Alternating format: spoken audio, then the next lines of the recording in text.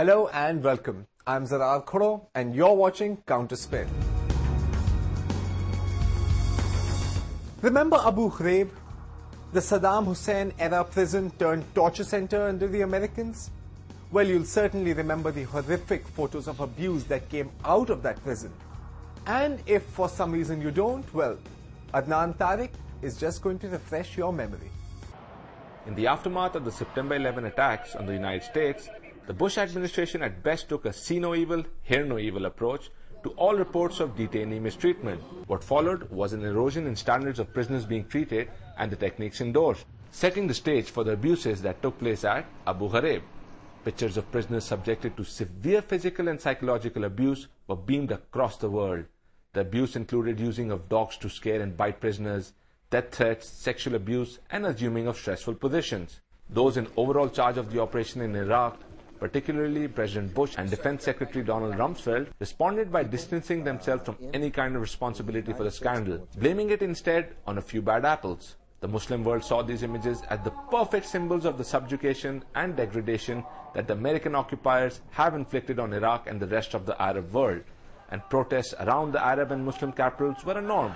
Some argue that Osama bin Laden could not have asked for a better recruiting tool for his global jihad. Moreover, many Muslims viewed the degradation of Abu Ghraib as a metaphor for how little Americans care for the people's sacred values. Documents obtained by the Washington Post and the ACLU show that the senior U.S. military officer in Iraq, Lieutenant General Ricardo Sanchez, authorized the use of such interrogation techniques in Abu Ghraib. But it was Sanchez who in 2004 suspended the prison head and authorized an investigation by a Major General, namely Antonio Taguba. So what exactly happened to the perpetrators of the Abu Ghraib scandal? Charles Grainer, who was seen in most of the photos, was convicted of conspiracy to maltreat detainees and sentenced to 10 years in prison. His former love interest, Lindy England, was also charged and sent to prison for 3 years. Both were demoted and dishonorably discharged, but some feel that the real perpetrators or the bigwigs were never exposed to the general public, while the low-level personnel were made scapegoats. The photographs from Abu Ghraib make one thing very clear. These detentions have had enormous consequences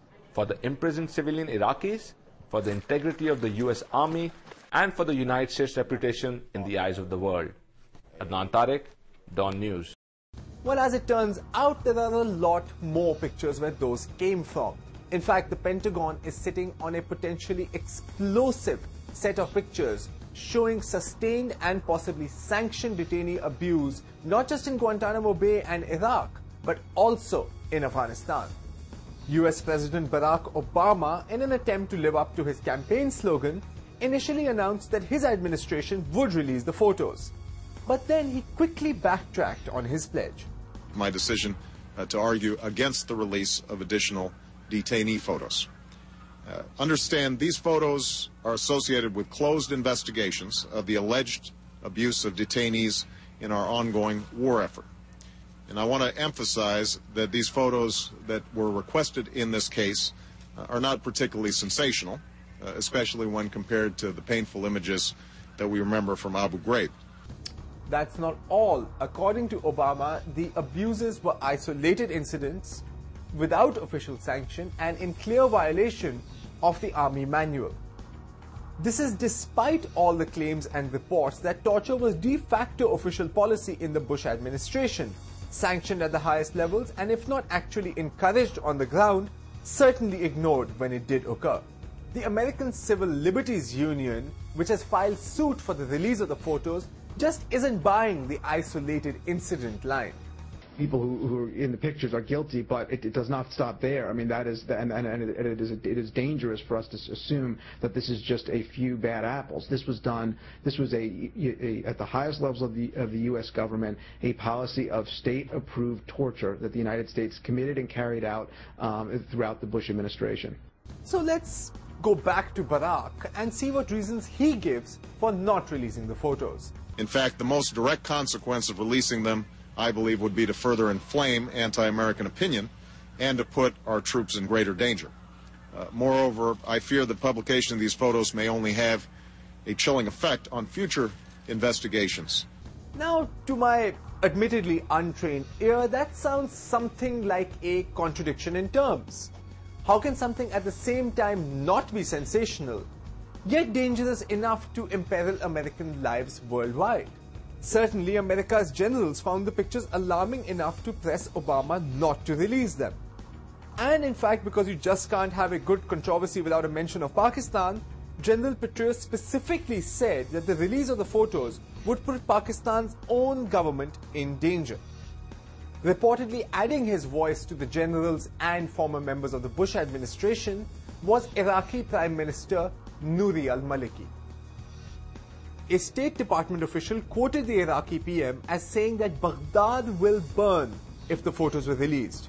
A US military official said Maliki went pale in the face when shown the photos and warned that Iraq would erupt into violence and that Iraqis would then demand that US troops withdraw a year earlier than planned, all if the photos were made public.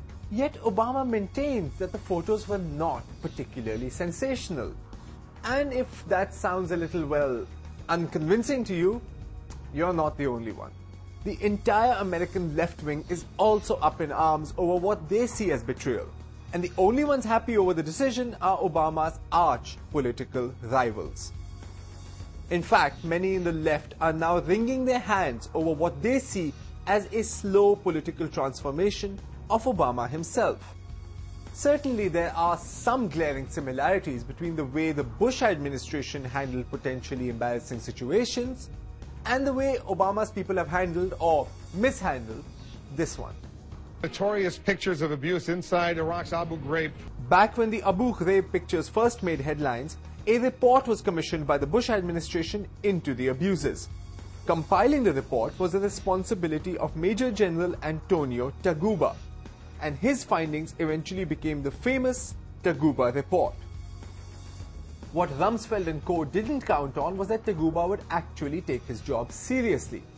His March 2004 report on the scandal found that numerous incidents of sadistic, blatant and wanton criminal abuses were inflicted on several detainees at Abu Ghraib.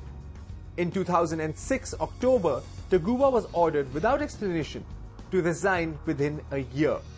Speaking about the incident to the New York Times, Taguba complained, "They always shoot the messenger." 3 years later, the Obama administration is also shooting the messenger. In this case, the UK-based Daily Telegraph.